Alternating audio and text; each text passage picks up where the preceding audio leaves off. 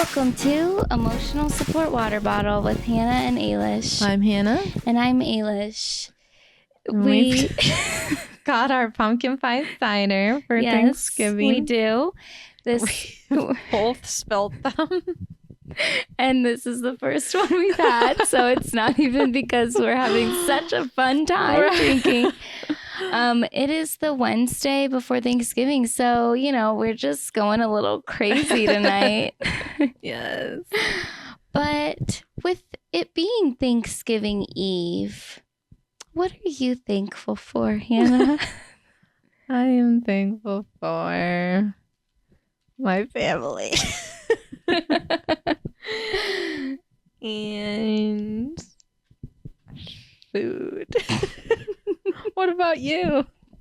Same. I know. Well, it's like if you don't say that. I know. And then it'd be like, I'm thankful that I can do this and that and this and that. It's like, oh, you're not thankful for your loved ones that are here. I know, because then you have to be like, I'm thankful I have a job. Yeah. Can pay for blah, blah, blah. I'm thankful for my health. I am thankful for our little pod because it allows us to get together every week. It does. And that's nice because we both have different schedules and that would not happen unless we had this. So, yeah. And I'm thankful for our 5 listeners who... Mom. Thanks for listening. I don't think my dad does anymore, so I guess hopefully he gets on the list next year. Either. Well, today I went and did my Thanksgiving shopping. I have some food to make for tomorrow, and I was there kind of like earlier in the day, so it wasn't crazy busy. I went to Trader Joe's, but it was still busy. I know. That went after work, and there was all the last minute people there. Like, ugh. I know, like, don't they know? Other people. Yeah. I need to get my stuff. But it is like annoying because you don't want to get that stuff too early. Yeah. And then it just sits in your fridge, and you're like, oh, what am I doing? Especially if you're getting like fruits and vegetables stuff. I know. Like, I don't want to. So, but yeah, I'm making a couple new recipes this year because my dad is hosting Thanksgiving. So I'm making a lot of the sides, and then he's doing like the turkey, the mashed potatoes, and then some vegetables. And then I'm doing other vegetables and some other stuff. So...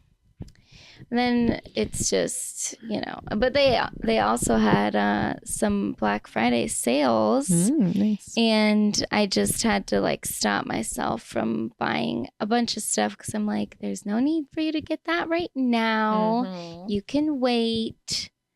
But yeah, Anthropology had a good sale. Even though it's still, everything expensive. I want from there is still expensive with a good sale, but... Yeah, it's just nice to be out with like the holiday decorations. I know. And I love that. I know, it gets you feeling so good. Especially when it's so cold out and then you like go into a store and it's like, oh. You feel so happy. And even though it's cold, you're like, oh, I've got my bags and everybody's here and we're all holiday shopping. Like, it's so nice. It is nice. So, yeah, I'm looking forward to this season.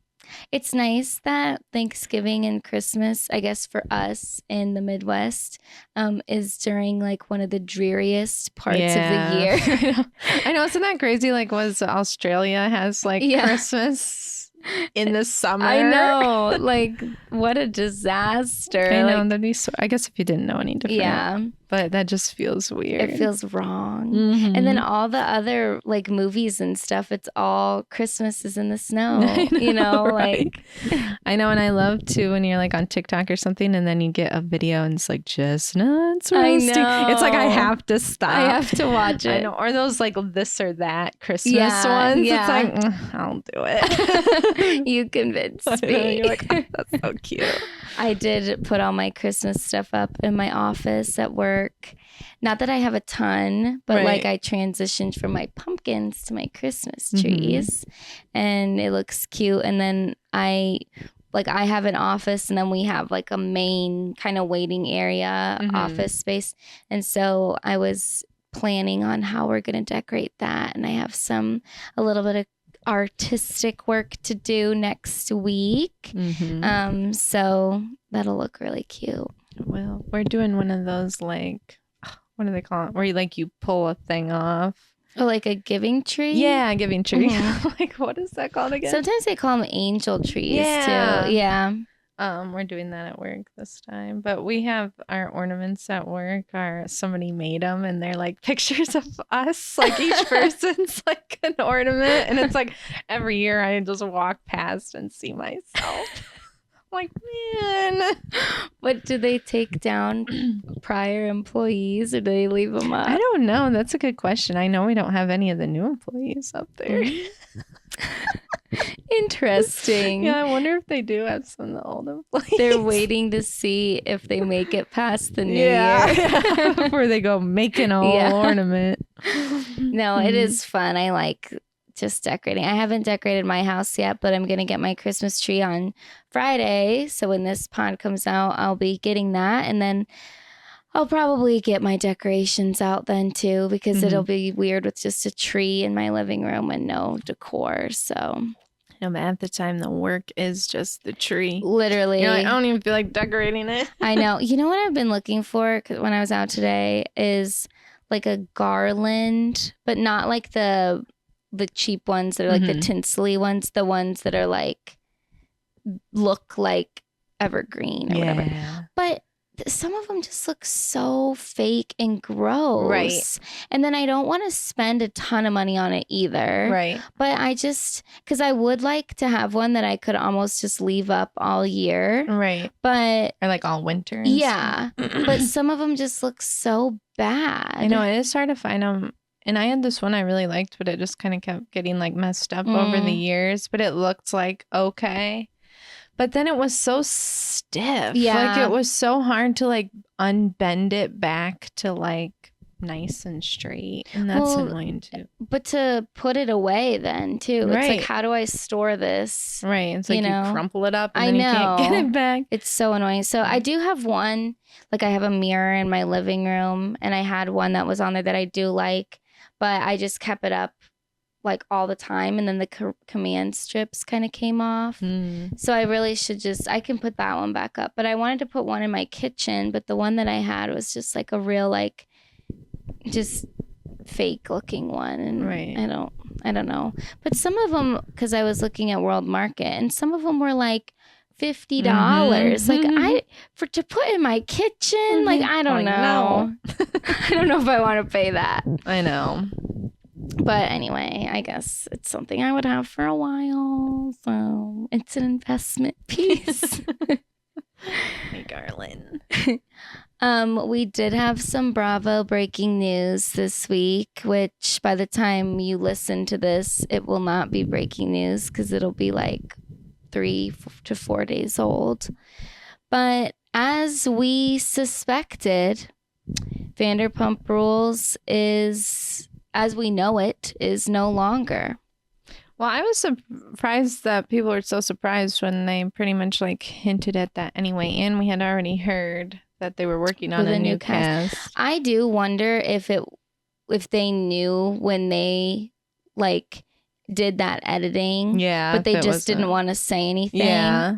Because they didn't want everyone to freak out, I'm sure. Yeah. But like, I want to know, when did the cast know? Mm-hmm. Like, I would love to know that. Like, when did they officially find out? But I mean, Yeah, it's not surprising. They totally, well, I shouldn't say everybody. It was, I think, mostly Lala really like shot things in the foot there. Between her and Sandoval and Sheena. Mm-hmm. It's just like, wrecked it. I know you were like way more upset just because like you fully watched that from the very beginning all the way through. But like, when we talked about the end of last season, it's just like, where do you even go? I know, like I didn't even want it back because of how horrible they all were. Yeah. And it just didn't really make sense anymore. Like, no. It is unfortunate because now that so much stuff is happening for like Ariana, like I mean, we'll still see that. Right. But it would be cool to see like more behind the scenes stuff. More personal. Yeah. Like it's not as personal. But like with having a new cast of like, I don't get why. The whole, because it's like any reality show now that's like starting from, I mean, this one would kind of be starting from scratch. It's like they're all just influencer people. They're not really waitresses at the thing. It's like, it's just... It's not going to have the same feeling. I know, like it's not going to feel like a reality show. It's just going to be like Instagram people that are going to be faking drama. Like it's like how The Bachelor contestants now. Yeah, it's like that's exactly what it's going to be, and that's not enjoyable. No. And just, I really think that with those cast members and the time that Vanderpump Rules started and everything, like it was magic in a bottle. Like it really was, I mean, when you already have like all these relationships established and they weren't genuinely working there. Right. But like watching, like even if say the first few seasons of Vanderpump, like if that was on now, like airing right now, I think we would be like, I feel like now being the age that we are now, we probably would have a different feeling of it. And like, I don't know if we would enjoy it as much. Right. And I liked too that cast was like a little older too, even when they started like, like mid-20s and later. And now we're probably going to have these like young 21-year-olds. And it's like, I don't know if I really want to watch that. Yeah. And it just feels like they're going to be chasing what was. Yeah. And it's like, oh, you're the new Jax. Right. You're the new star. Like. And like that behavior just isn't going to fly these days. No, exactly. Like, so we're not going to, like, you're just not going to have. It's just not the same. Like, we're not going to have the smoking in the alley. Like, you're just not going to have any of that. I don't think I'll. In a genuine way, I should say. Yeah. I don't think I'm going to watch it at all. I don't think so either. It'd have to be like a completely different, its own thing. Yeah. Which I don't think they'll have the ability to do that. But that's what's kind of annoying, and the conversation has been around with like the RHOC stuff too. Like people are annoyed that this is RHOC. Like it's new. Like you scrapped the entire cast. The vibe is completely different. It should be a different name. Yeah. Like even if it was like Real Housewives of New York 2.0 or, the new generation or something dumb. Like, I don't think that this should be Vanderpump Rules. Right. And I guess I'm not for sure if they're still calling it that, but it sounded like they were. Yeah, like, why can't we call it, like, I don't even know. It could even be, like, Sir Rules. Right. Like, literally. Or it's, like, the spin-off. Yeah. I don't know. I know. Like, so, whatever. I'm not surprised by that. I think it was coming. The longer that we heard nothing, the more I felt like it was just going to like float off into the abyss. But I did kind of like seeing the different cast members that we follow, their posts and all the throwback pictures. Like that was fun to see. And it must be, I think that they're ready. I think that the ones that we care about they're moving on to bigger and better things, honestly. Except the only one, that we care about out of everybody. Like, I feel like Katie is the only one that's in a little bit of a limbo. But she has the podcast, which I haven't really heard much about recently. No, but I've watched her story a couple times, which I never watch her story, and they're like recording and Okay, stuff. so I mean, she has that and something about her, and I'm sure Yeah. that she has other random stuff. It's just not as much as like Ariana has, and we see Right. James Kennedy like DJing everywhere. So, and then again, another non-surprise was that Schwartz and Sandy's closed. The only thing that I like wanted to make a point of about that was I saw Tom Schwartz and Tom Sandoval's posts and how they were very differing, which again doesn't come as a surprise because I think Schwartz like really did care about that place, and Sandoval was kind of like phoning it in. Well, it's kind of like it is a little bit sad that, because I really do feel like they both wanted to like have this business together, and then it just totally got stomped and trashed, and like it never, even before Scandival, it was like they couldn't get it right. Like everything was delayed, and it felt like it wasn't even what their original vision was. I mean, I think it was, but it just I feel like they thought, well, yeah, we don't really have to do much. We can just slap our names on it like Tom. And then it was like, no, you're actually more needed in it this time. Yeah, because Lisa's not doing it all. Yeah. And I feel like, yeah, they just like bit off more than they can chew. Then they could chew, but then when you have like this horrible, well, and then it like kind of is weird too, because normally when you're promoting something on a show, it like helps. But when there was so much like people were mad at Schwartz for like being crappy to Katie and letting Tom Sandoval like bulldoze the whole thing, and had they let the girls be more involved, it may have done a little bit, like getting it up and running may have worked out a little bit better. And then it was like we all saw that, and it was like it just kind of puts like a bad taste in your mouth the way it all went down. Well, apparently their partner too, what was his name, Greg or something, apparently I don't know if it was just for like last season, but he like didn't consent to showing a bunch of stuff about the place anymore. So like I mean, that is hurtful, but it really didn't matter because then Scandival happened, and it was probably in their best interest not to show the bar. But I think that they would have been better off if they had a situation like Jax has, where it's just like his bar is just like an extension of a already established franchise, and then they just would like have their name on it, and they could design it how they want, but they're not necessarily running every single part of it.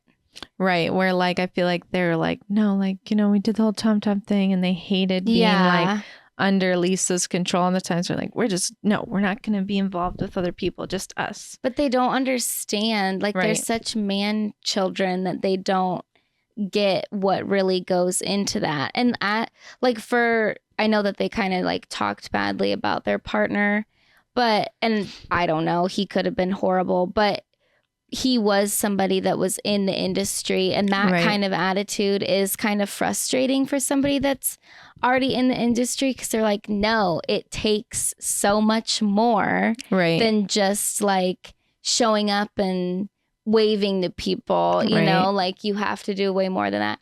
And then I heard on Juicy Scoop that Heather McDonald had said that she had been there before, and Schwartz was just like giving out free drinks constantly, and she's like, I literally said to him, you need to stop doing that, which I don't think that that's what like made him go under or anything, but like he just wants people to have fun, but that isn't really how you you know, run a business either. So, but the thing that I thought was stupid was apparently Tom Sandoval's still with that girlfriend, which I don't even remember what her name was.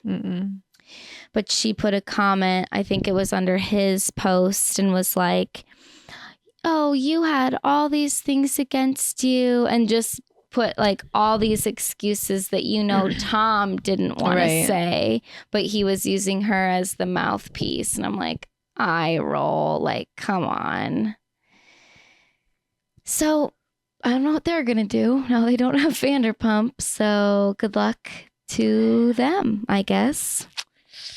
Isn't it just kind of like, I don't want to, not that I wish on their downfall, but it's just like the other people that we like from the show, like they're all doing well. Mm-hmm. And the people that kind of were causing maybe some of the issues, I mean, particularly just the Toms, and I don't even know what's going on with Lala because we don't follow her anymore, but it's like they're not doing so well right now. Yeah, it's definitely a joint cast or an ensemble cast. Yeah. And when you don't have, well, I mean, like, it is, I don't know, like, it's sad to have somebody just like have completely blown themselves up, basically, career wise, and like be so unself-aware about it. Like, yeah, it's just sad. But it's like the little kids, they just want to grow up, and and plus they got away with that behavior for so long. Yeah. And when they finally, it bit them. Yeah, it's like they finally are having to live with the consequences. It's just kind of like crazy. Yeah, and you're just watching it like it's about time. Mm-hmm. But it is annoying that, you know, this show that's been on for so long and that we've enjoyed is going to be no more. But after last season, I think it would have been hard for us to come back into it anyway, because it was such a rough season, and it just would feel so disingenuous if they even were filming together. Like, you know, these people are not real and it's friends. Like, I just don't even want to watch them fight anymore. And Lala, even, I don't know if it was a couple months ago, was still talking about they were living together. Mm-hmm. I'm like, stop. Dude. Just stop. Literally. Did you see that she has parted ways with that girl on her podcast too? And then I heard that girl was like throwing a little bit of shade too. Can't remember what her name was. So I didn't really care for her. Jessica. Yeah, she was a little bit she was kind of a little kiss up to Lala, but I mean, I guess you would be if you were on the payroll. But anyway, yeah, so that was the main stuff that was happening. And we know for sure that show is not going to be coming back as we once knew it. And I am unsure of the success of this new version. Mm-hmm. And then I don't know. I don't even want to like fully dive into the whole part 3 of the OC reunion. I didn't even write notes. I was going to watch it a second time, but it seriously left such a bad taste in my mouth that I couldn't even do it. What am I watching right now? Like, I was getting annoyed with like just the only thing I want to say is I wish Emily would have been quiet so we could have actually had Alexis and Shannon speak to each other. Emily really just this just made me look at her a lot differently. Yeah, not into it. Yeah, and like I said to you when I was watching it, like if I was Emily and I watched that back and saw my behavior, I would be absolutely humiliated. Like the way she just was roaring over anybody who had a different opinion than her. I know. She was being so mean. I know, she was. And it was just annoying. Like, let the two people have a conversation. They need to have a conversation. Like, you don't need to be in on this right now. But I felt like like we've said this the whole season. Like, I don't know if we are on the complete wrong side of history here, but like I don't hate Alexis. Like I think that like, you know, she might look a little dumb for fully sticking up for John Jansen. Yeah. But like, what do you expect? I know. And it's like, literally, that's what Shannon was doing. Yeah. She was sticking up for him after running her mouth off camera. And then I still, like on podcasts that had recapped and stuff, they're like, Shannon didn't defame him. Shannon didn't say anything. are you kidding me? No, I'm like, yes, she did. Whether what she was saying was true or not, she was still saying things that made him look really bad. Right. And then okay, sure, you can say she technically never said it on camera. She was spreading it to everybody else. And also her just saying, we have fights that paralyze me. Yeah, what does that mean? I know, that's very concerning. Terrifying. Yeah. Like, I don't understand. Like, do I enjoy Shannon as just a housewife character? Yes, like she is a good for TV housewife because she's a mess basically. But like, how can we just so blindly defend her and not see that, like, you know, the ground that she walks on is not made of gold? And the way that I've heard so many people also say, like, you know, she's handled her DUI the best way she possibly could. Are you joking? She was literally still drinking on the show. We had one scene where she installed a breathalyzer in her car, which was fully for show. And we then never she heard had anything to else. do? Yeah. We never heard like any detail. Not that we need to hear like every detail or whatever, but like just how are you bettering yourself, Shannon? Like, we never heard, oh, I'm going to therapy. I'm cutting back on my drinking. We've never even heard that. The other thing was thinking about too, it's like, why doesn't she have a little bit of compassion for Alexis too, knowing, you know, John Jansen is so horrible and so horrible to Shannon. Like, why wouldn't you feel bad for her to be in a relationship with this person then? Well, looking why at are her, you like coming at this person so hard when you were? That's literally exactly how you were being. Right. Her. That's what I was gonna say. Like, it should almost be like looking at a mirror. You're like, whoa, and maybe that's why she has so much resentment too, because she's like, sees herself in it or something. I mean, and I, like we've said before, I totally do have compassion for this situation. Like, does it suck that they brought on Alexis? Yeah. Was Shannon over that relationship? Absolutely not.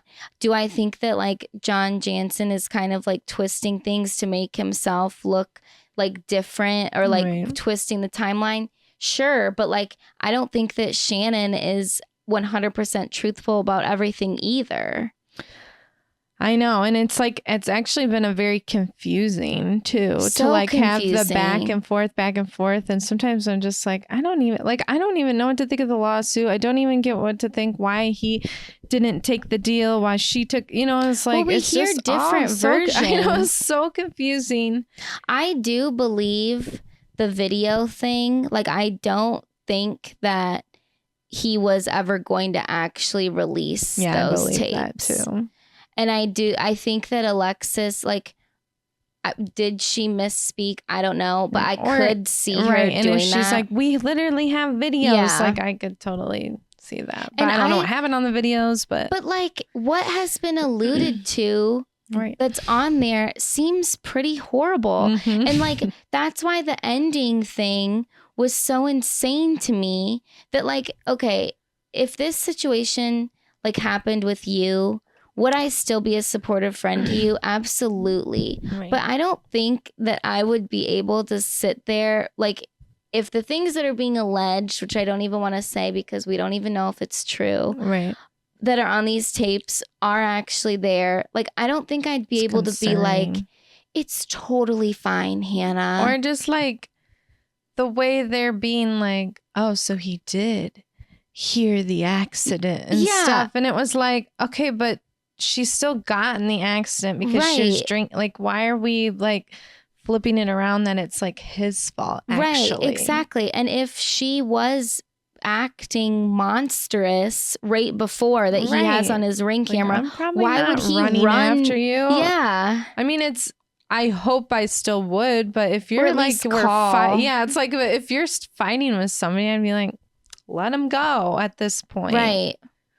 It's just, I don't know. Yeah, I don't know. Opinion, but I just think like just the idea that like these tapes exist, and like if that were to get out, whatever it is, like, there's no way that that's going to paint Shannon in a good light. Right. And I think it's just a little crazy that so many people are like, John Jansen is horrible for even bringing it. Like, it exists, though. Right. Like, this happened, though. Right. Like, her behavior was not good. Right. And we're just going to throw that aside? Yeah. While she blames John. Yep. Okay. That's what happened all season. But, you know, to backtrack a little bit, the most just sickening part of the reunion to me was when Andy goes, you know, I've been looking at you two. I know. And Tamra has been giving you a lot of looks, knowing looks. Yes, Andy, I've seen those. Can I give you a hug? Yes. I'm so sorry. I know. I was like, here we go again. Kidding me? And there, thank God for Jen. She's know, like, here we go. She's sorry. I know. I actually really like that, like, kind of scene through it. But that's how the Tres Amigas are always. They're so mean to each other, and then they forgive each other. I think that we even said this, like, at some point while watching this season, that, like, they're gonna be friends again. Yeah. Everything's gonna be fine. And then here we go. Of course, it's at the end of the reunion, and they make a big reconciliation. Like, what a freaking joke! I know. Watch what happens. They're like, oh yeah, they made up. Now we're gonna go after Vicky, and we're gonna be horrible to Vicky because that's what they do.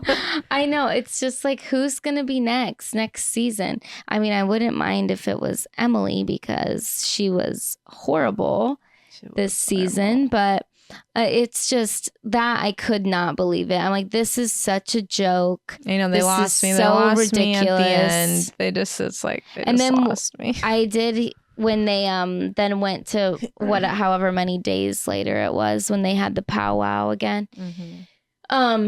Turtle Time was saying that they think that the reason why they filmed that was in case the video did get released. Right. They can still be like, that they could talk about it. Yeah. And it's like, to me, it doesn't matter if he heard it or not. I literally don't care about that at all. It doesn't take away from the fact that these are still the things that happened. This is how she acted poorly and irresponsibly. And in my mind, she hasn't really taken accountability. And maybe there have been many other things and ways that she has, and we haven't seen it because of editing or whatever. But, like, I'm just not convinced. No. So there's OC. I'm kind of glad to be done with it now. I mean, overall, it was like a fine season, but it just was a little annoying that it was so engulfed with all the Shannon stuff, and it never really moved forward at all. Or resolved. And it was really heavy. Like, it was. Like, I don't even have an opinion on it because it was so heavy. And like, I don't even know what's happening here. There is, just speaking of the heaviness, like on Salt Lake City, I think you probably might have seen it like in the news with Mary Cosby's son apparently like has to go to rehab or something. Well, we're seeing it like on the show. He's on there with his wife, I guess. And like clearly they are engaging in some type of illicit substances. We don't know what, but like they're clearly like not in their right mind when they're on the show. And I guess in this episode that is on this week, I think Mary has a conversation with him about it, and that it's really like, I mean, super heavy and real. Right. And it's just kind of like we've had like divorces and cheating and all this stuff on shows before, but it does just feel like this is kind of to another level. And I don't know if it's because they feel like the audience wants that, or if it's because this is just how transparent people are being now. Right. Yeah, I don't know. It's like, I feel like we've had some heavy stuff like in the past here and there, but it's like, it's almost, now that I'm older, it feels more exploitative. Yeah. And I'm like, I don't know. Which I guess, I mean, they're agreeing to share this, but yeah. It feels like I'm getting too close of a peek into people's personal lives sometimes. And then to like talk about it, I don't know. It's just like, I don't know. I know. Gross. I know. It's very, I don't know. It's just a weird feeling, kind of. I didn't really like watch anything else this week, I don't think. I watched Long Legs. The scary you did? movie. Yeah, I had to pay for it, but actually my mom did because it was her Prime account. Of course. I was like, can I? Because that's what it's like with Prime. It's like you have access to stuff, but sometimes you have to pay for it. Yeah. But anyway, I was a little underwhelmed with That's it. the Nicolas Cage, right? Yeah. Okay, that's what I know. thought. I literally, when I was watching it and I saw him as Long Legs, I'm like, I feel like nobody on this cast ever met Nicolas Cage. Like, he was probably Long Legs the whole time. But I guess because I was listening to a podcast after I watched it, he said that he would not play a role like that again because he doesn't. And get this, he doesn't like playing people that would hurt other people or things that are like that violent in an evil way. Interesting. So don't expect to reprise the role, I guess. Did you think he did a good job? I did, but when I was watching this, it reminded me a lot of The Black Phone, where you have like that really, really cool villain, but you have this whole other storyline happening. Mm-hmm. And it's almost like you kind of want more of the villain, but the story is also still good. Mm-hmm. And that it reminded me of that a lot. So I wanted more of him, but yet You enjoyed the story. yeah, but then the story was kind of nice too, but it does end up being like more of a paranormal thing, which I guess that's kind of like Black Phone too. So it wasn't that the case where you didn't see Nicolas Cage until way later in the movie? Well, you would like see him, but just like kind of pieces of him. Like the beginning part was super creepy with him. Like it made you just feel gross. And then it like slowly you start to see more of him. And then he has like some different scenes. Like there's a scene, spoilers coming, where he's like slamming his face on the ground. And he's just keeps bloodying up his face. Ew. Yeah. And it's like, oh, it's just like intense. I do think it was kind of odd that he was playing that role. I know. I feel like they said, oh, the person who did it, or like who was writing it or whatever, wanted either him or Brad Pitt to play the villain. And I think that's so bizarre. I know. I think there's a world where that would have been kind of a cool.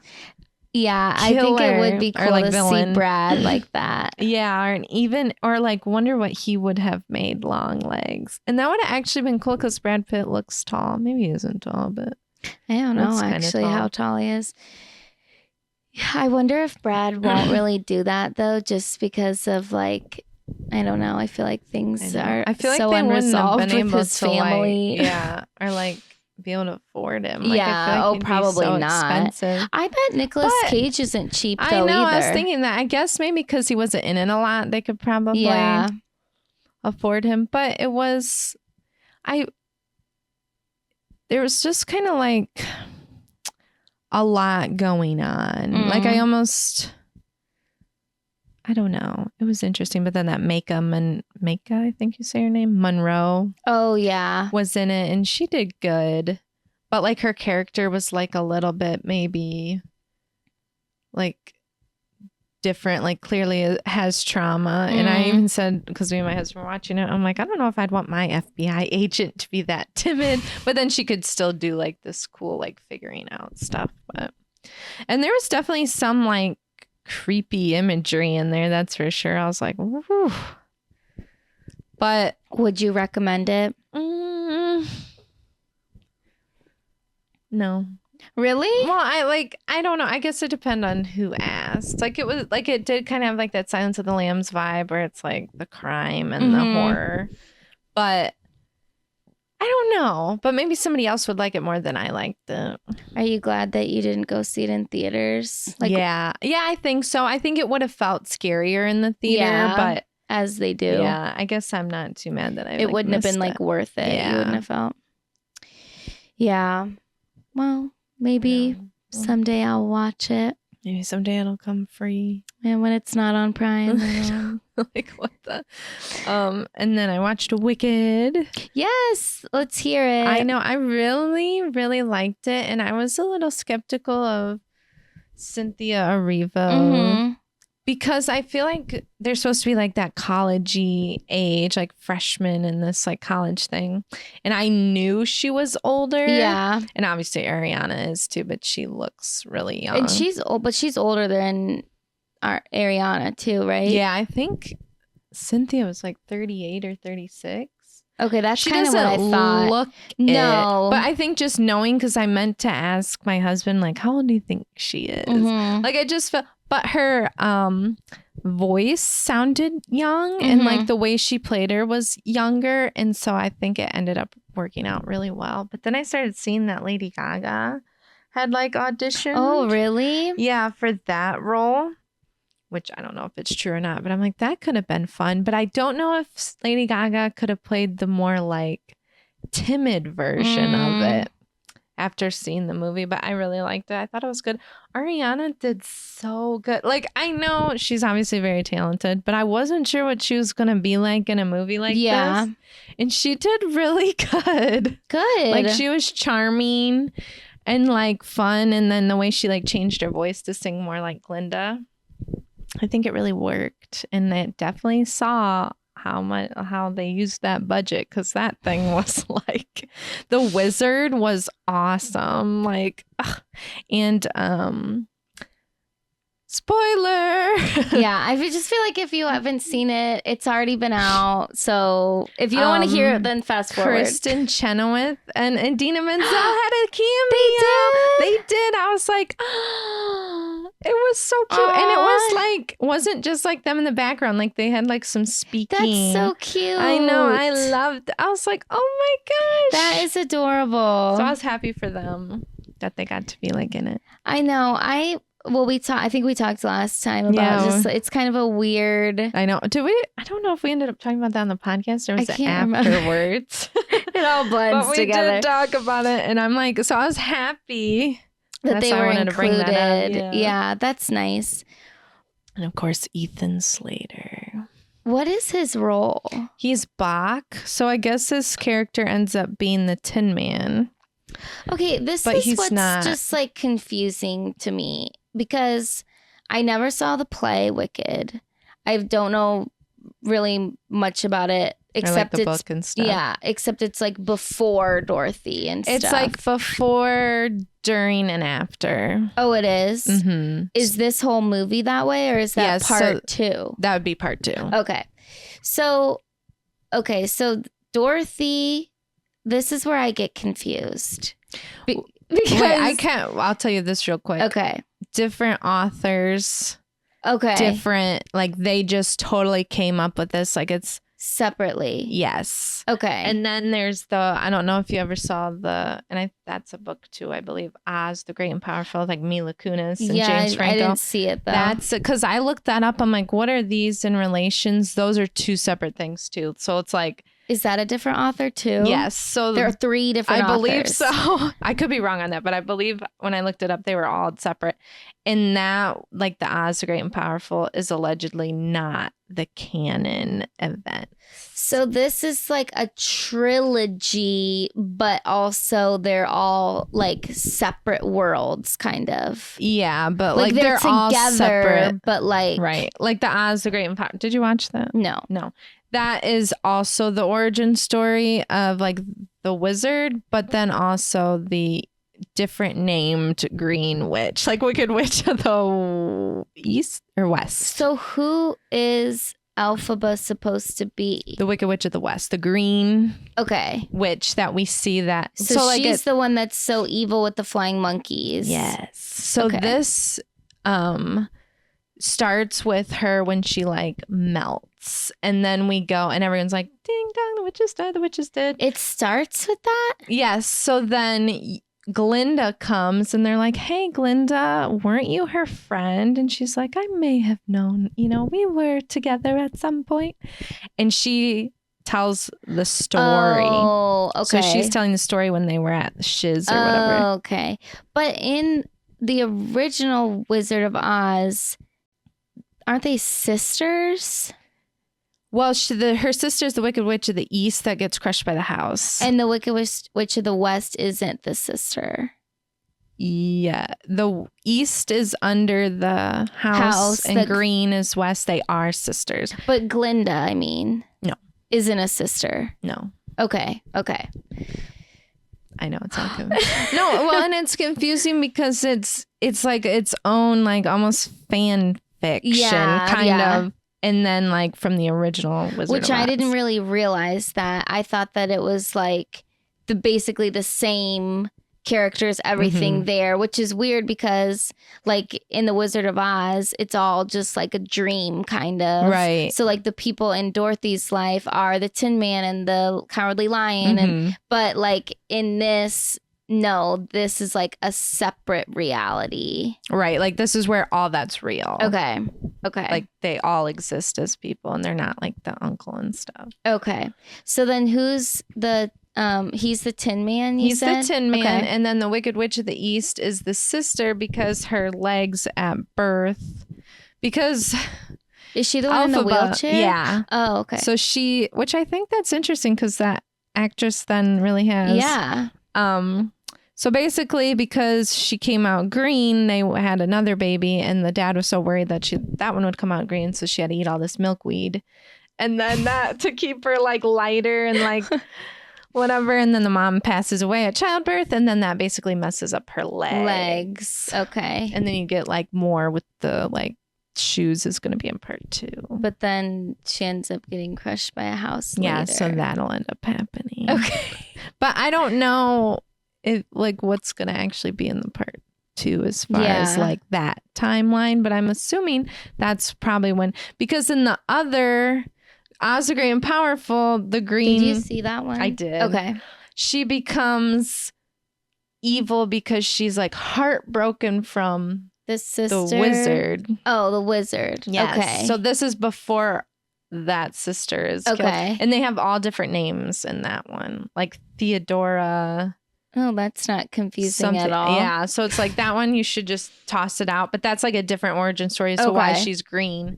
This one, like actually, it's like she's green from birth. Okay. And then she's like becomes evil. Like we kind of get to the point on this part 1 where she is going they're like presenting her as evil. Okay. But she actually isn't at this point. But I'm assuming that she'll She like will get more be. evil. So have you seen the play? Mm-mm. So did you understand all this from the movie or did you like look stuff up? I've looked some up, but also from the movie. Okay, so they did a good job of like. I think they did, yes.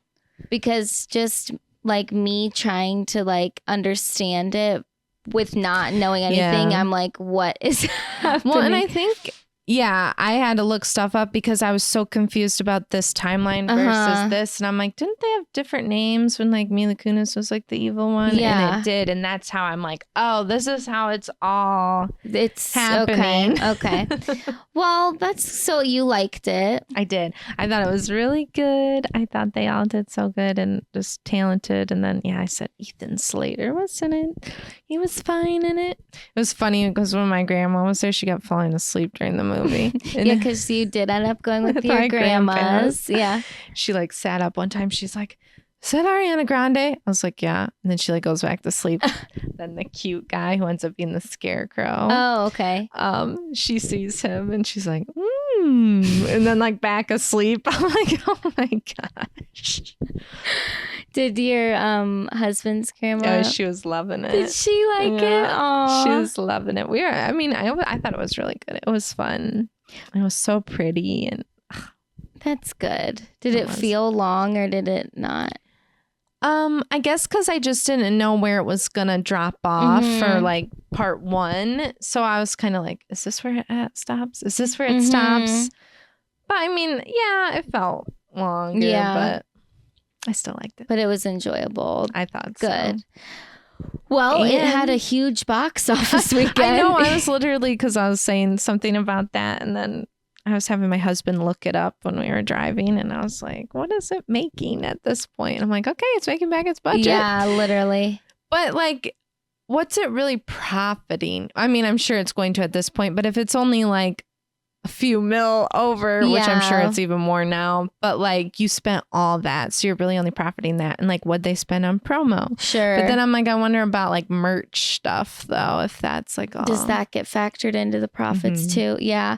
And I think the numbers that I saw were just the US release too and not worldwide. But things that I was hearing, they were like, I don't know if the world numbers are going to be as high as the US because like it's not as popular, you know, in other countries, but we'll see. I mean, it's making tons. I know. Yeah. And I just saw too, I don't know if you saw that little like what everyone was paid for their roles. Yeah, I saw the huge discrepancy between Ariana and Cynthia, and then I saw something where it's like, no, that's not true. I'm like, well, of course they're going to say that. I know. I'm curious if that is ended up being right. Because it was massive. I know. And then I saw people were like, well, it's about like who's going to bring the people into the movie. I'm like, I guess. But I still feel like Ariana was in it like a ton, but so was I mean, pretty even, I think, for the most part. And like to be paid only $1 million. And I know she's like, you know, doesn't have like a super established like movie career, but like neither does Ariana Grande. No, and I'm like, that just doesn't feel like enough to be paying her when she's doing all that singing. You know, like I was surprised that she only got paid $1 million. Well, hopefully that's not true. You know, and hopefully, or maybe there'll be some like back pay. Yeah. When it came out or whatever. That's what's kind of frustrating because like, yeah, everybody knows who Ariana Grande is, and it's like we know her from her music, and she's very talented and whatever. But like, she's not in movies like that. Right. I mean, that could be a deterrent too. Yeah, like of her being in it. But. So it is kind of frustrating. Like Cynthia is. I mean, I don't know a bunch of roles that she's in, but like she is an actress. Right. So it is annoying that, you know, she wouldn't be paid similarly. I know, especially when you're like... That's your legit job. I know. So she got paid like 1 millionth of literally. The budget. Like, yeah, like, come on. That's crazy. I wonder how much Jeff Goldblum got. I know. I wondered that too. Because he's like a big name. And it's like he wasn't in a ton, but he was in it. Or like Kristen and... I know. I wonder what they got. Adina. Well, and then they said, I think Ethan Slater got $350. Well, which I'm like, he wasn't in it like a ton. So that like tracks to me. But for him to make that and Cynthia, who's in it like the whole time, to not make that much more than him. Yeah. Like barely double, and being in it quadruple what he's in it. I will say though, they both looked, and I know Cynthia was more like had more sleeve stuff. They both looked like healthy, like at the beginning, you know, compared to like what we've seen now. So I wonder, it's the stress. I know. So I'm like, I wonder what's going on there, or like when they're gonna start filming again. Well, if they are able to, if they make it, if this trajectory, I'm not sure. Yeah, I mean, like we said, Cynthia looks a bit better, and I don't think that the tonal look that Ariana Grande has going right now is doing it's any not. She's favors, not in her season, but she's very, very thin. Very, very, very, very thin. But I mean, anyway. their press junket has been fun. Like to just see all the outfits. It is just fun to see that. But like, they are such theater kids. Like they're so over the top with their interviews. You're like, oh my God. I know. But it's fun. I know. And I get like the more you hear like that was like her dream.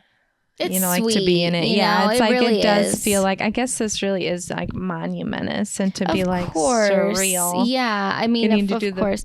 I probably won't. I mean, I'm not going to go to theaters to see it, but at some point I'll watch it whenever it comes out on something. Yeah. I don't know who's going to get that. Is that a Disney thing? I don't think it is. Oh, yeah, I don't know. Because if it came on Disney Plus, that would be perfect because I have that. But yeah, I mean, I'll watch it. It'll probably go on like Max or something. I know, but yeah, I thought it was good. I'll carve out like a solid 3 hours to watch it. And like the previews were all these like kid movies, and they all look terrible. Well, and I was like, let's get going here, gosh. Okay, I do want to have your opinion on that because I had heard in another podcast I listened to, they were saying that it definitely is a movie that's geared towards kids. It's still a fun watch, but it is like a kid movie. Yeah, I guess I wasn't sure how they were gonna like do it. I would have definitely been comfortable having like my 5-year-old watch it, but yeah, when it started being all terrible kids movies, I was like, you're like, oh, this is what this is being marketed as then. Like, yeah. Get out of here. Yeah. Anyway, I liked it. Hi, everyone. Hey. This is Also Podcast. I'm Alicia. And I'm Meredith. We're unapologetically full of opinions on books, podcasts, food, and reality TV. Join us weekly for deep dives on Vanderpump Rules and Summer House, as well as pop culture news, gossip, and even our own lives. Actually, I have to talk about this. 3, 2, 1. Well, should we move into book club or do you have any other? No, I guess we can get into that. We've been avoiding it. I do want to. Okay, this is my hot take on how this could have been. Well, better. to remind everybody, this is Anna Marie Tendler's book. Men have called her crazy, and she is the ex-wife of John Mulaney. I know. Okay, so I think the better version of this book, not saying it would have been a good book, could have been like, we start out, I just lost my dog, my husband, my therapist, and I just got on a mental thing, and then be like, where do I go from here? And then we could have gotten still like all these stories, but like sprinkled throughout. But I think if she would have made it more that direction, I think I could have, I don't know if I would have liked the book more, but I think that could have been more of like, because how many people could relate to that? Like, yeah, here I have to start over with, anything. And I think that could have been a better format. Well, if I agree with you, and if it was also more reflective. Yeah, there's no reflection in it at all. Because if it was like what you just said, and then she's kind of reflecting on like, these times in her life, and then thinking like, wow, like, I was using this book as a therapy tool, and like, how do I move forward? That would have been a lot I guess, easier of a read. This was a very challenging read. It was. And it goes back and okay. It goes back and forth from like her in the mental hospital then to like a memory of a man. Yeah, it was very choppy. Yeah, I'm not sure what that would have looked like actually reading it, but I did listen to this video about it. Like, I guess that it was like the even chapters were... Okay, I'm going to mess it up, but like odd chapters were her in the mental institution, and then the even chapters were or vice versa, whatever it was. Yeah. So I think maybe if you were like reading that, it would have felt a little better. Yeah, but just as the audiobook, it felt very choppy. It did. I don't even know if she said like chapter numbers, because sometimes in audiobooks they don't. Yeah. I guess just like, before we dive into it, I just didn't enjoy it as a whole. The whole thing felt very like, woe is me to me the whole time. And like, it's hard too, because it's like, it's hard to talk about. I know. Being a woman is very difficult in a patriarchal society, but it also isn't as awful as she was like. Oh, she made it painting it out to be, and I'm like, I wouldn't want like a 12-year-old reading that, like a 12-year-old girl reading this, which like I would hope they wouldn't. Disappointing. But yeah, it was just, and I guess these are her feelings, and she's allowed to have these feelings. But it was just very like disheartening, and it almost made me feel like, in a way, like, do I need to be thinking about things differently? Like, yeah, no, I definitely, like, for a while there, I was like, gosh, like, wasn't a book that was uplifting at all. No. but it did feel kind of like that too. You're like, wow, it really does suck. And then you just kind of had to like take a step back and be like, yes, it can, but like, it doesn't have to be horrible. Like, there's a lot of fun things about being girls too. Like, I don't even know. It just too, like, she was, which I know mental illness is involved in this, so I don't want to be like so hard on her or whatever, but like, when you just consistently make the same mistakes and do the same things that you know are harmful to you, or you know are going to like not end well, it's hard, I think, for the normal person to like have full sympathy for that. And that's like, you know, if I was in a string of bad relationships, like at some point you would probably say to me, it's time to be reflective. You need to like really look at this. Right. And it just never felt like she did that, and the friends around her did not do that either. Or at least she wasn't telling us that they did. And there was just there never really seemed to be any accountability. And so, yeah, I mean, if you want to paint it as it's so horrible, then I guess you can, but like, you're not looking at the fact that like there is a pattern here. Right. Or like, why fight it? I'm just going to give up and be mad. Be mad that I had to give up instead of like trying. It was just, okay. And then the other like big elephant is she doesn't talk about John Mulaney like at all, which and then, you know, obviously people are like, well, do you think it was an NDA, or do you think she didn't want to be known, or do you think it was both?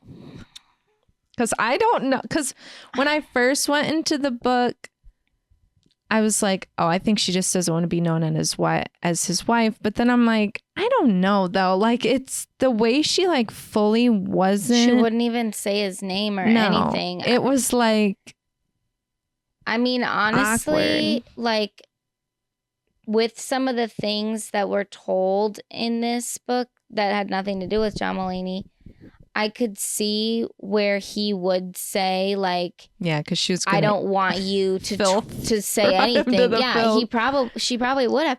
And this is yet another memoir where I think we have an unreliable narrator. Right. And so, yes, maybe these things are like her perspective, but that doesn't mean that it is necessarily the truth of the situation. Right. And like, I didn't know a ton until after I listened to the book. Oh, it's like, obviously I knew they were together and but even before, we were kind of looking up like what was the timeline of the relationship. And I think we decided it was like 8 to 10 years, which is like pretty significant. I didn't realize it was that long. No. And then what was I going to say about that? Oh, I think like when I actually like looked more into their relationship, and I didn't do a ton with like his whole bit, I guess, because I didn't really follow him. I was like, oh, wait, our relationship is this like quirky thing and blah, blah, blah, blah, blah. Like that was a lot of his bit. And then for her to almost like, then kind of, she would have almost like exposed that in the book, would have been kind of crazy. But then it's kind of like, but you can't like delete a whole part of your life though too. Oh, anyway, what I was gonna say is, and then like knowing that he has addiction problems, which I didn't know a ton, and I still don't know a ton about that, like that if I just picked up this book and had which we kind of like did, like I didn't know a ton about his addiction or anything or what that all was. If you're just picking up this book and you don't know that, this book would come up, like not having that perspective of thinking that she was married to an addict, that's going to be like insane to read this book and give her as much compassion as you should. Because now had I gone into this book realizing that she was like married, thinking about the fact that she was married to an addict, I think I could have maybe read more into some of the stuff she was saying, but that's not fair as like a reader. Like I shouldn't have to go look that up. Right. And she didn't to enjoy say this anything book. about it. Yeah. And it's like too late. I already returned it. Yeah. Like, so I can't read the book with that perspective. And I think that really like, I don't know if I would have liked it more, but I think it could have gave me better perspective because but then, because I don't know. But for me, it's also like, I think about the fact that, okay, he was an addict and she has Mental health. all these things going on It's not. that she clearly does not want to come to terms with and properly work through.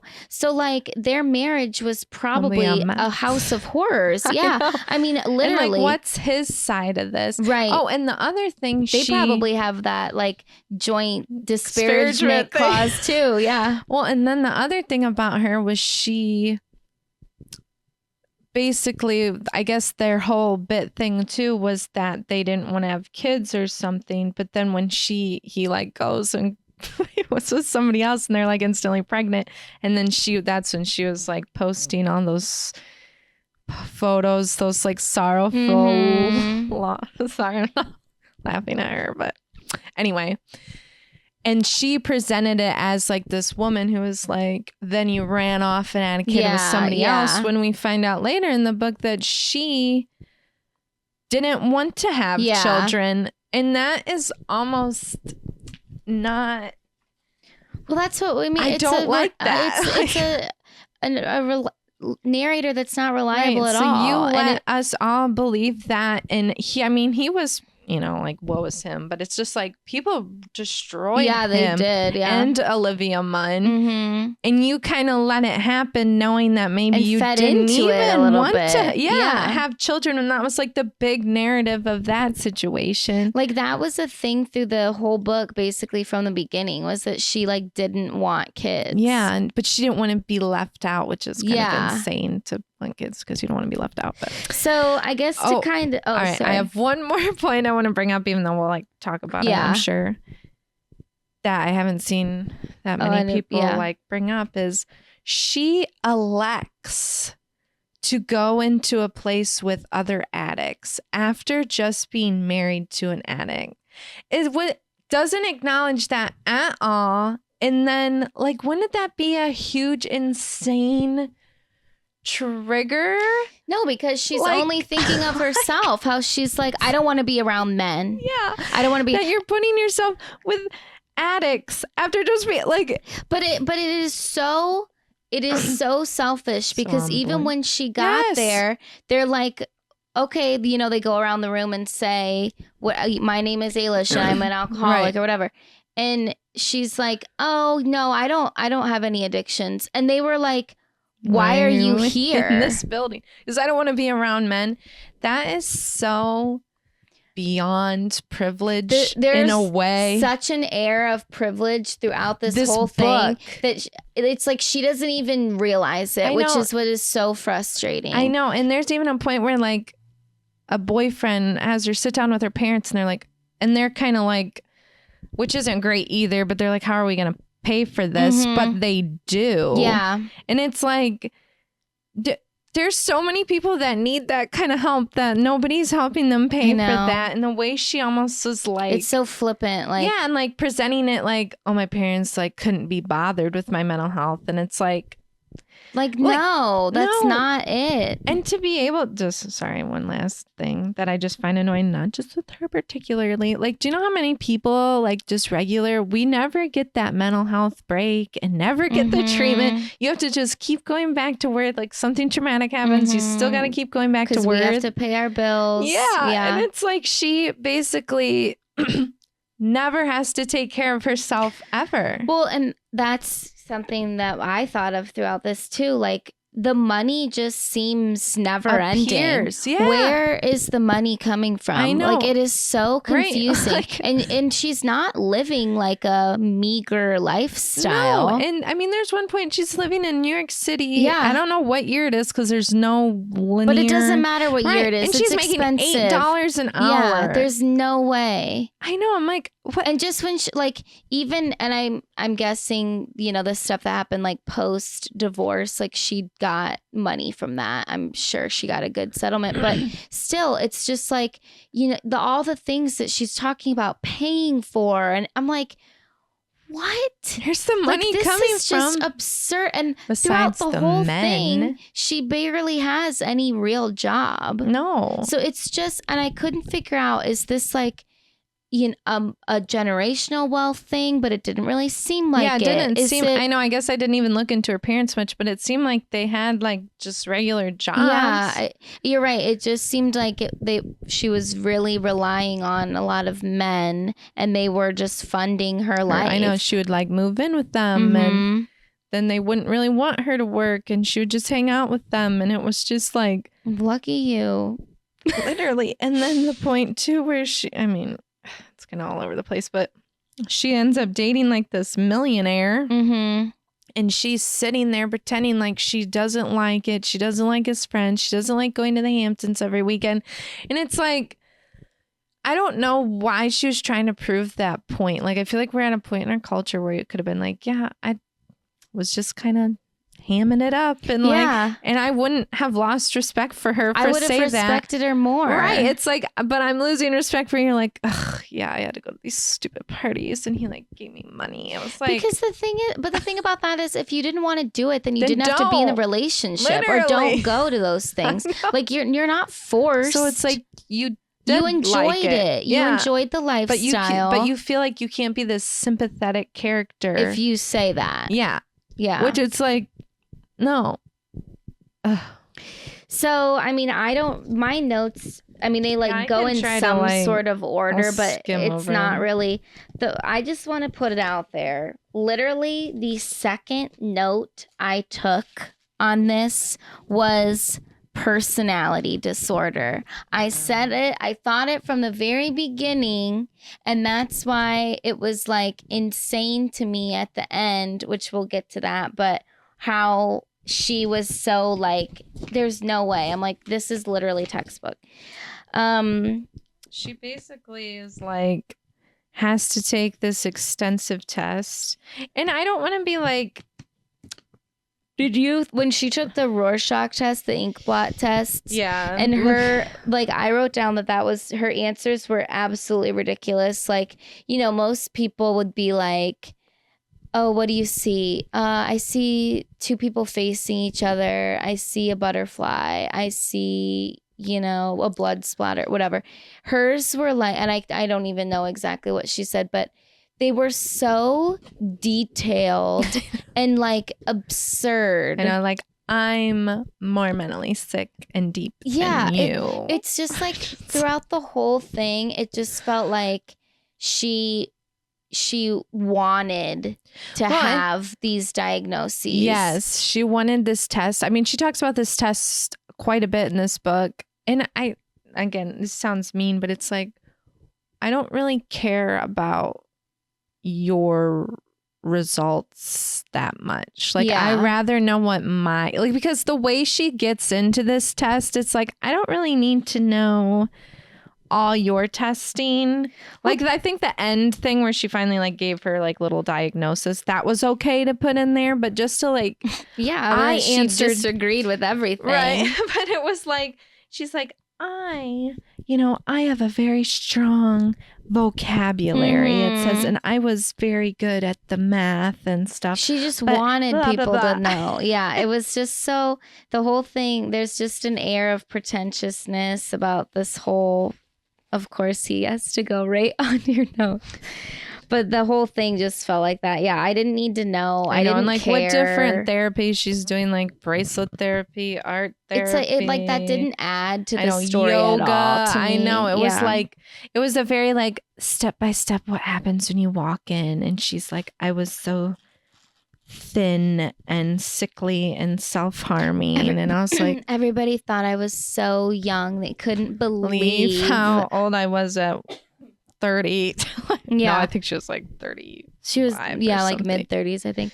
I also wanted to say that her dog was absolutely horribly behaved throughout the whole Yes. thing. We I know, and get they're like, more glimpses. I know, and it's like at first you're like, why is the mom, like the mom should just watch the dog, but it's Yeah. like the dog is like terrorizing the mother, Literally. like it's just like, And the dog is just so bad because she allowed it to be that I way. know, and she blamed the breed thing, which I guess I don't know that much the health about. issues I could see, but Yeah, but she doesn't like try to like, I guess the dog is like aggressive about their stuff, like its stuff. And she doesn't really do anything besides, but she has like a psychic or something that like talks to the dog. That was another thing. You can pay for that. Yes. Well, because she's not saying that was probably when she was married to With John John, Mulaney. yeah.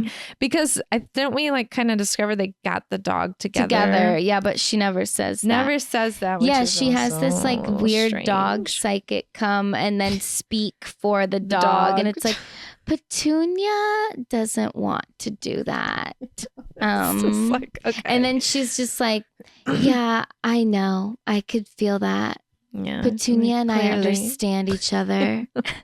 I know. And then it was like, again, like if she would have started the book out and been like, I just lost my dog, Then, okay. So again, this is like a strange. I just feel like there wasn't even like much of a point to discuss all the stuff in the hospital. I know. I it's felt like just it was so- trying to be very like deep. This is what it's like. Yada yada. Like it just felt very like. Then I walk in. You know what else I literally just thought of? Isn't it a little bit intrusive to like she kind of tells other people's stories when she's like telling like the one's like a klepto or something. Yeah, and you're, even like, if telling you change the their name, names, yeah. I don't know. It still is like that's like a violation of privacy know. fully. Like I'm pretty sure that you probably signed something when you go into those, and unless she got the okay from all these people, it just felt very like not cool. And the other thing that I cannot stand, and that's what this whole book was, it was just like full dialogue the whole time. And it drives me nuts when I think we've talked about this with other memoirs. That is not reality. You cannot tell me that you remember word for word. Yeah, like even when we record a podcast, I'm not like. And then Hannah said word for word in quotes. Like I don't remember. No, I don't even remember what I said. Then it's like, she'd do this thing too where she'd be like saying what her inner thought was. Like somebody would be like, "Oh, you're silly," and then she'd be like, "Well, I guess I didn't think I was that silly." You're right. And then like do what her dialogue was. And it's like. But then there's also other times where she comes across very like pulled together and eloquent with her words when she is, maybe like making a clap back at somebody or expressing herself. And I was just, and this is like in the hospital or in the facility and out. And I was just thinking like somebody who is going through all the things that she's going to, has such high anxiety, is self-conscious, is unstable, is like, struggling so deeply, you are not in the frame of mind to have your thoughts collected and to be able to be so eloquent and perfectly express how you're feeling. Like you're just not. So I don't know if that was like her thinking back and trying to make herself sound better. I know, Larry. Because we've talked about that in other memoirs. It's like, I can now assume what I must have been thinking when I was 14 in this like more healthy mindset. And it's like, or what I wish I would have said. Yeah. But like, who's going to come back and be like, that's not how that went. She'd be like, these are my memories. You know, like, I just hate that. Drives me crazy. Like, because I just Hannah know said that's blah, not blah, blah, real. blah, blah, blah. And then I said blah, blah, blah. No, you didn't. You don't remember those conversations. No. You can't put these things in quotes. That drives me nuts. Then to me, it's just like, okay, then this is a work of fiction. I don't believe you. Yeah, it's like this. And I don't know if like, I guess I don't really know what like the goal of this book was, because it was so like, was it almost supposed to get people upset? I think it was just completely Are like self-serving. just like I think it us, literally like, was just. What's the point of this? I think that she, with her different struggles, I think she also, like, while being self-conscious, I think she also like thinks highly of herself and thinks that like she people is care. very And like she wrote this book thinking that, you know, people are going to care, when in reality I think people cared because you were John Mulaney's ex-wife. I know, we wanted the juice. Yeah. And like she does bring up different things at different points that I think could have almost have been interesting conversations, but because it's coming from her and she's not, and it just seems so getting one-sided out. that Yeah, it's like I'm so reluctant to even listen to what anybody else is saying. They're wrong. Right. I'm fully right.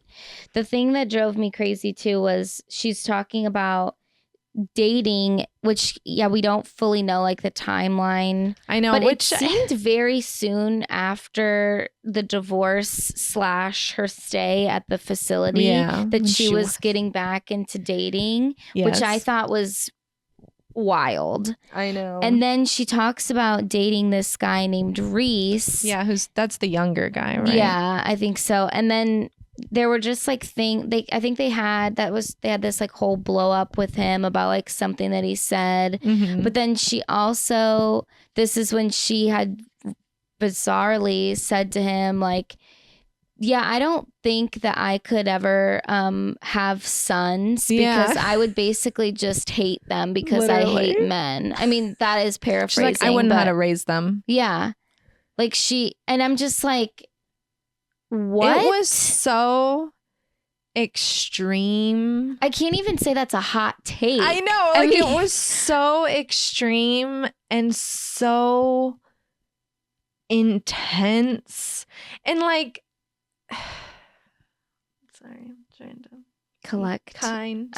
It's just so, it's like she's trying to get a rise out of people. Like, you don't say those things thinking you're going to have a productive conversation. I know, and you're like saying it to a man. Yeah. And it's just like the most insane take. Like, you can't control what your gender is, and you know, their kid's gender is going to be unless you're like doing the embryos. Yeah. And even if you do embryos, you could end up with all one gender. Right. Like, who knows? It was just so. And then the fact that, because I think he might say something like, but it's how you like raise your kid. And she was so reluctant. She's like, no, I can't. Like, I can't do that. No, like, men are horrible. No. And that was like, obviously what the whole book is about is like how awful men were. But in this book, she gets where she is because of men. Mm-hmm. Like, every leap and bound is because of men. We never dive into why she has this feeling towards men. I mean, there's never even like one thing where I could say, oh, it pinpoints from this. Like, no. And which was like, really, it's like, she does talk about, was it two guys or just the one guy that was older than her? Like, that she was a teenager when she was younger. Yeah. And it's like, I lose that trauma in the midst of all this. And like, that is very traumatic, and it was disgusting. But the bizarre thing about that was that she, like, it almost started before then because she almost like pursued this guy, which I know goes against so many things that we say, but she presented it like that in this book. Yeah, that's the thing too, is she also like covers for these men a bit. And I think even if you're looking at big picture, she's covering for John Mulaney too, if we're to believe he's this villain, by not putting him in the book, which almost takes away from the book. Like, well, thinking of like her relationships and stuff, I was very curious to know like what was modeled for her, like what was her what was the relationship with her mom and dad, like how was. And we don't get anything about her dad. No, we don't, like, at all. Like, is that where the trauma stems from? I don't know. Like, I also felt as we were reading through this that this is actually stemming from like more of a female hatred and kind of. even So like something with mom. Right. And they try to bring that up to her and she's like, no, Absolutely not. that she can't wouldn't. be it. So to me, it felt like it definitely had to do with something that she was experiencing when she was younger, and like how a relationship was modeled for her, how she Right. was shown love, how she saw love being portrayed in a like romantic way. Because I mean, let's be honest, like it all comes back to our childhood, and that's how we like, you know, form Right. our relationships. And it just didn't, it felt like from that first story that she had with that like older guy that like it had already been established. Right. So, and we didn't go there at all. So that, No, and we spent so much time because our only like backstories are, or for the most part, are just of these men yeah, from the time she's like a teenager till now. yeah. But we don't really get those childhood anything. We just get like some bits with the mom.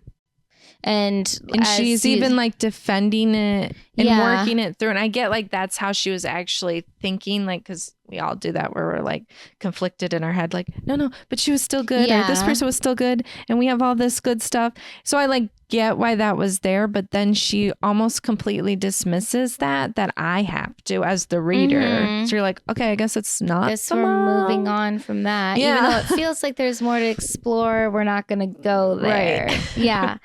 It was, yeah, that was odd. What else? Oh, we already said about the and men then, like, thing. The point too that, you know, because she is so like, she doesn't even want these male therapists, you know, and all this stuff. And like, obviously there was, you know, like that older guy, like that's a bad relationship. But then when we move on to the therapist, who's a female relationship, and the way she kind of like, she's like the only therapist when she's in the center, and he's a guy, and she's like, I finally feel heard. But like still can't take a step back. I know. Is weird. But then she has like this whole thing with this female therapist that she had for a long time. Yeah. And pretty much like she presents that this woman like turns on her and like kind of like screws with her head a little bit at some points. And I don't know, like, because she becomes a bit of an unreliable narrator for me, I don't know what to even think Being of that generous, whole Sienna. situation. To me, it felt like there were pieces missing. And I didn't want to just fully say like, no, she's crazy. The therapist wouldn't do that, because there are therapists out there that aren't good. And that's the part that's hard, because she became that unreliable narrator for me. I'm like, what happened here? Why did she just randomly get so mad at you out of nowhere? So, like literally they were on a Zoom call while she was in treatment, and She's she like, made ugh. it seem like she was just like, oh, well, you know, you never show up. Right. And it's like, what? Like, you've been together for therapy for years, Right. it seemed. And now randomly with like nothing, no precipitating event, nothing, she just fully turns on you. I know. And I'm like, and I was like, did that therapist somehow get in trouble or like confronted from these other therapists? Like at the point, like, I don't know what happened. Me either. there. And then she said that like that one male therapist, like it was such a bizarre situation. She was leaving the treatment facility. She left, gets in a car accident, is so erratic and emotional. Yeah, she like, and I think she like pulls off on the side of the road, is like hysterically crying, and like then has to go back. Calls him, comes back, and he's like, oh, I'm glad that you came back. Let's disregard everything and talk about. And then he's like, yeah, we're totally on your side. But then later, it seemed like the opposite, and that those other therapists actually were like not fully on her side. So I didn't understand. It just seemed like there were pieces missing, and it was not clear at all. No. And and it's like, I'm not saying, it's like she probably maybe wasn't. Like, I don't even know if she was a good therapist. And then she tells this whole story too, where she's like, I was having like an episode basically. And then the therapist was like, okay, get in here now for 2 hours. Yeah. Like, I'm going to see you right away. And then she takes the train and all this stuff there. And then it was like 1 hour. And she's like, well, bye. Yeah. She's like, but you demanded I came here for 2 hours. She's like, yeah, I guess I did say that, but too bad. And I'm like, if that really did happen, that's terrible. But I then, don't like, because there were so many other things right throughout this book. I don't know if that really happened. I know. And like, to me, what that therapist, if all this is true and we're taking everything she said is true in that meeting and like divorcing her, it was so much more damaging than any of the rest of the things that had happened in the book. And that was by a woman. Yeah. And she still refuses to acknowledge that. And she almost doesn't talk about her. She'll like talk about friends, like at one point when she's doing like the IVF stuff, and she's like, why don't they tell me when they're pregnant? And so that was like the only glimpse of like female friendship we get. And like, she doesn't even talk about women at all. No. But even let's dive into this part of it, because with those girls that, apparently they have this like group chat going. I don't know what the heck type of surface level friendships these are, but like, again, if I noticed that you were going through stuff like this and I thought that maybe you were having some like mental struggles or you were making some questionable decisions, I would 100% find a way to talk to you about that. Especially at our age. Yes. These aren't 21-year-olds. No, these are established women. They are just gassing her up every second. They're like, yes, queen, let's go on a trip, queen. You're doing amazing. And I'm just like, yeah, like there's one thing being supportive, and then there's another thing that it's just like you are not being helpful. I know, and you had to wonder what, like, are these women all over the place, or are they just friends with her for their own personal gains? Like that's what I wondered as well. Yeah, because it almost feels like she doesn't have any like that she presents to us like real genuine things, because that doesn't even come up till later. It really doesn't. And it's just like, oh, I threw it in the group chat. It's like, okay. And then just they're all like yes people. Like she surrounds herself with people that are like, heck yeah, let's go on a trip. Heck yeah. And then when you brought up like, I can't wait to talk about this IVF fiasco, but when you brought up her saying like, oh, like all about me. Why don't my friends tell me that they're pregnant? Oh, golly gee, I don't know. Flying off the handle. And because you make it about you. Yeah. Like something that's supposed to be such a beautiful moment in their life, you would find a way to be like, well. She literally is like, I'm going to be left out now. Yeah. It's like, what? It's not about you. It was so like, no wonder they don't tell you. I know. And she like kind of starts saying that. She's like, I guess that would make sense why they wouldn't want to tell me, because I'm so basically But it's fragile. not fair. I know. Yeah. Like, but also like, come on. Yeah, like I should know first. And so the IVF thing. So this would have been post divorce. Yes. So she's out of the facility and she decides, you know what? I might want to have kids, which I would strongly advise against at this point in time. Do a little bit more healing. Absolutely.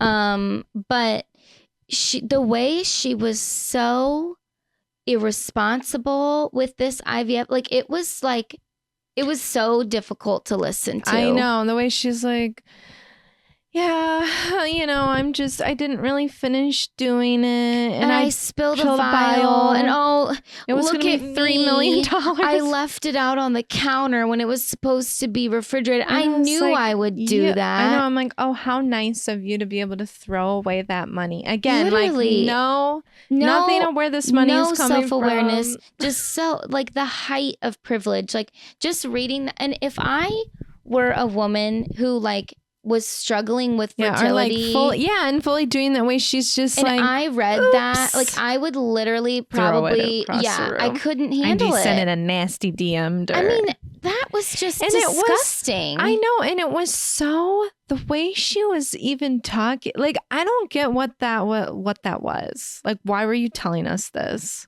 Well, it doesn't paint you in a very good light. No, I'll say that. it was insane. It's like, why are you doing this? And then she's like, yeah, I just didn't even want to finish it. I'm like, okay. so what was this whole? Yeah, I don't even like want to. Yeah, like I was gonna do another round, but no. It's just like, wow, how amazing that you were able to afford to do one round, and then you made the choice yourself to not do another. Yeah. Just another thing you give up. Like literally of so all the weird. things. Yeah. That made me really mad. Like it was just so unbelievably irresponsible to read when she's like, well, I followed directions explicitly and this didn't look exactly like this. So I ripped the freaking metal, like we all, without me ever having these drugs, I know what that metal top is. It is not supposed to come off. You know that. I know. And so she weird. literally goes so far as to get like nail scissors to remove it. I know. I'm like, and this the way like the pharmacist didn't go over it with you. The doctor didn't go over it with you. Like I'm just not believing that. No. They're not sending you home with these types of injectables and not talking to you about it. No. And then when she calls and she's like, she's like, I kind of want to like say, she's like in her head, like maybe I should pretend like it was given to me bad so I could give it free when she literally goes on this. She literally destroyed it herself. Literally.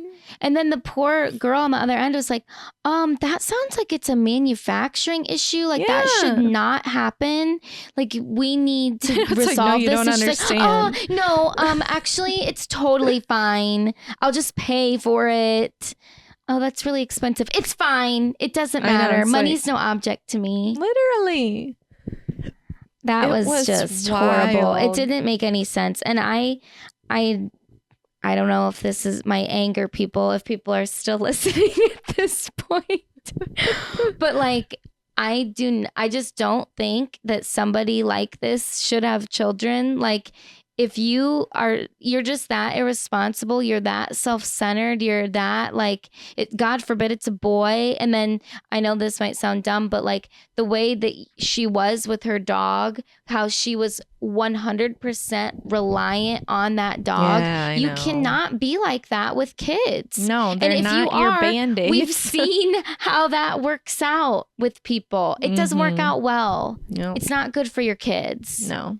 Like, if she had children, she would act as if they are her like emotional stabilizer. Yes. And that's not what children are for. No. So I'm sorry if that upsets anybody.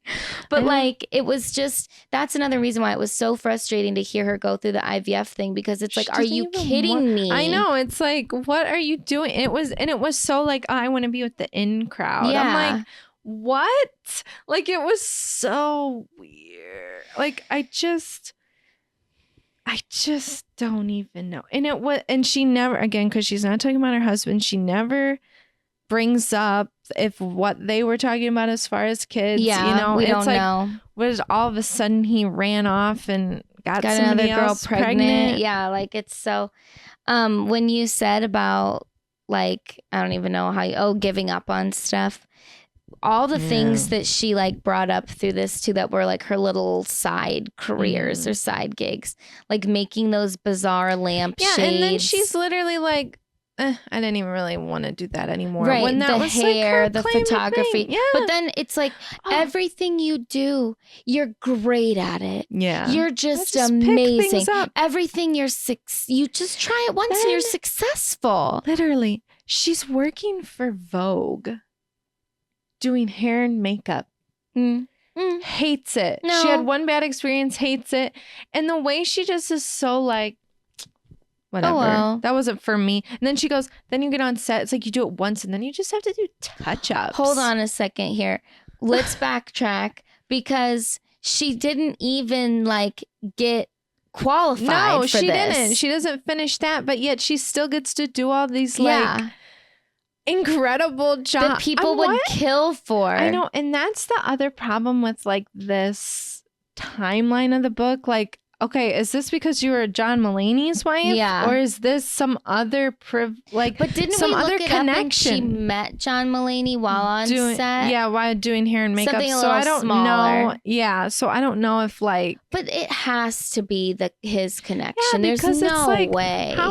How is this happening? And another one of her notable boyfriends, she had like another, I can't remember what he did, but like another comedian writer person, like another known person, famous person in the biz. Like, she just seems a little leechy. yeah, and it's like, where are you getting this connection that you get to do work for Vogue? Yeah, like so many normal people's people dream don't jobs, get to do that, and you're like, it wasn't for all that me. it's cracked up to be. Right, It actually that's right, kind of 'cause- sucked. right. Oh, that's right, because I married a famous person. Yeah. So I didn't have to do that. Yeah. Just throughout the end there too, talking about like these multiple relationships that clearly were with people that weren't right for her, Right. but she continues to go into it knowing that it's not the right person. And that's the thing that I know that is part of like the mental health side of things. But this is where it's so frustrating. And this is like throughout the book why I was like, this is a personality disorder. Because like you have to fully admit that you have this. And a personality disorder is usually brought on by some sort of trauma. So that's why there's something's missing here that we're not getting. We don't get the childhood story. No. But like once you like there's no pill that you can take that's going to just magically help with your personality disorder like you could take for depression or something. You have to literally commit and fully do the work and fully like relent to it and admit that like I need to do this because I do have these challenges. And like she is not willing to do that. And so that's where I feel like it made me think about this stuff with a therapist too, because that can be so frustrating. Like as somebody who is trying to help, but then you're like a wall and it's like she's acting like she's doing these things but at the same time that she knows it all. But like she's not making progress. Right. And I could, see this therapist being like, or any therapist that's worked with her for a long time being like, I don't know, Anna, like you're in a mental health facility at this point. I don't think there's anything else I can do for you. Yeah, or like you should stay there. Right. Clearly, I am not helpful anymore. Isn't this book too? Didn't they tell her that she should stay in there longer? They did, yeah. And And she refused. And she was like, "No, I can't be gone that long because I don't know what she had to get back to." Petunia, the dog, and something else. Yeah, she didn't want to stay, which would have. But it's like the time and. This is just our opinion, but just the time that she was in there, it just didn't feel like she was even. She was so worried about like fitting in. Yeah. And there was just other stories too where it'd be like a guy would be talking and she'd be like, I don't even want to hear him talk. Like, I don't feel bad for him. And then she's like, well, I guess like, why are you so hung up on what everyone else is doing? Yeah, it's like you're supposed to be there for yourself. And that's what it felt like. She never was actually there to better herself. Right. She was like sitting there like, maybe I have it worse. Maybe they have it worse. Yeah. So, like, am I cool? Like, am I part of the cool? Am I screwed fit up in enough? with these girls? Yeah, right. It was so like that's not. And then just when there are professionals advising that you stay somewhere longer, again, there's always bad people in every profession, but like, and of course there's some money. We can't be just full on cynics all the time. Right. And I have to believe that these people, at least one person that was at this facility wanted to help her and they felt that she should have stayed, and she went against medical advice and was like, no, I won't do that. Like, okay, fine. Then that tells me you're not really that serious about this. Literally. And it's just. throughout this whole book, I felt like this could be just a case study on mental illness. And like, this could be something that they give to like a grad student, like, read this and diagnose, please. Right. Like, because the whole thing, it was. And like, in a lot of the mistakes too, would have had to have been like the dating, like this whole, like, she's so hung up on the dating mistakes before like young, like teen to like barely mid 20s, because then she was in that long relationship with John Mulaney. And it's like, but then there were those random smaller relationships afterwards. Yeah, like the dating. Yeah. Which was kind of like, again, to me, it's just, how can you have a whole book without any of the significant?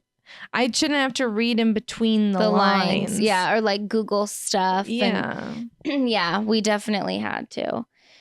Then toward the end, Petunia unfortunately passes. We get a very graphic, depressing. Yes, we do. And another sign of immense privilege was that she has a crossing over ceremony for the dog.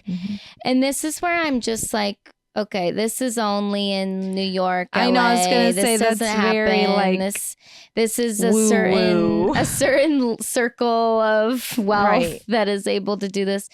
But like, she had to put that in, that she did this because she was so emotionally reliant on this dog, which I get. Like, I'm very sympathetic, obviously, when a pet passes. That's horrible. But like, for her, it was a completely other level.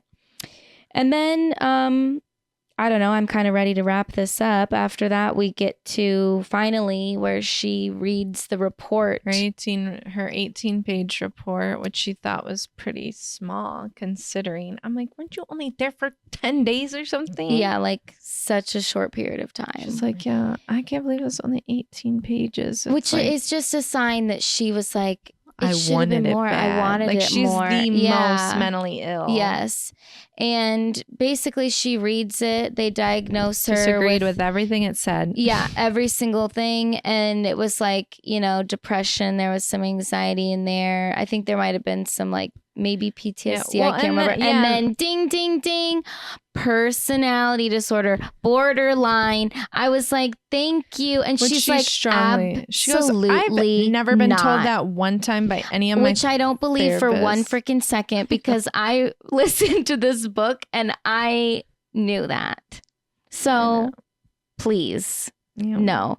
But yeah, she was like, no, not true. No, not true. Depression. Okay, I can get on board with that. I didn't say that I was writing a suicide note. I wrote one to completion. I wrote one and threw it away. I know. I was like, there were so many technicalities. And it's like, okay, but... No, I'm like, you still wrote it even though you threw it away. I mean, it was just... With the intent in mind, you wrote it. Like... Yeah, she had to go against every single thing that was in the report, no matter how small it was. This is where they said too that like she projects about having this strong hatred towards men, when but it really seems stems from her relationship with her mother and maternal women. Relationships, and she's like no. Absolutely not. There's 100% no way. It's like, okay, you're so reluctant to even consider anything right, else. And so then it's like, okay, so you get this big diagnosis. You want nothing to do with it. Yeah. Okay, I thought that's what you wanted the whole time. I know. It's like, so now what? We don't get the now what. Well, here was the kicker for me at the end. She was just saying like a bunch of stuff, and then she says that she's a Gemini. And I was like, oh, the icing on the cake. It all makes sense now. Oh dear. It was just, this book was probably the least favorite of all the books that we've read so far. No, it may have outdid Selma Blair. For me, it did. Because I think at the end of the day, Selma Blair, there was like a little bit of self-reflection. Agree. When there was 0 in this. I would gladly read Selma Blair's again if it meant I never had to pick this book up ever again in my life. That was the weird thing throughout this. It was like there was reflection, but yet absolutely none at all. I know, like you would get like this tiny little glimpse of it. And then we'd take a sharp left turn. I know. And then it was like, no, like even when she was, and she would like, I just don't even know. Like she tells this story, like she gets this and she like has this period thing. And then she's like, I'm embarrassed that my period is still affecting me at 35 years old. Oh yeah. With the EMTs and stuff. Yeah. And she's like, and like that right there, it's like, you almost had this clarity of like a person in that moment. Yeah, but the sharp left turn there was that she's like, oh my God, the EMT is so hot. And you're like, oh my God. And then he knew I was concerned about Petunia. So he took my keys from my bag. How good my interior decor was. Yeah.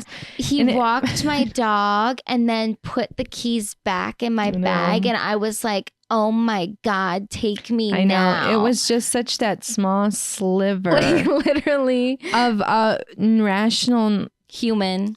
Yeah. And then we like lost it. There was maybe like 1 or 2 other times where you had like a little glimpse. And you're like, here it is. And then we lose it again. Yeah. And I think that you are spot on when you said how this book could have been different. If it was started out differently and we had more of going in a different direction. Story kind of. Yeah. And if there was that reflection, like tell these stories and then tell how you're moving on from them, but clearly she isn't, and she's just not capable of doing that reflection or doesn't want to do that reflection. I know. Right and now. like this book has a good cover, a good name, but that's not the content you get. Like I could totally see where someone just like picks up this book and is like, that's relatable, reads it, no context to anything. Unless they're also mentally ill, then they're like, oh my God. This is so true. Yeah, Anyway.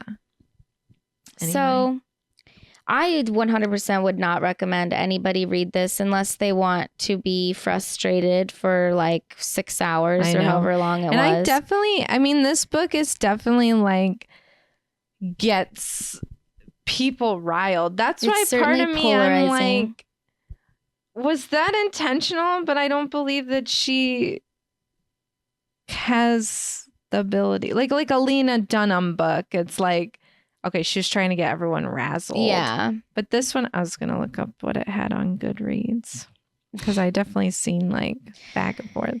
Well, yeah, it just, and there really just wasn't a lot of like substance in it either. Yikes, I gave it a 1. You did? Yeah. Well, I mean, yeah, that's fitting, I think. And 3.5 stars is what it's. There's just no substance to it. There's no real story here. There's no any type of resolution with anything at all. Mm-hmm.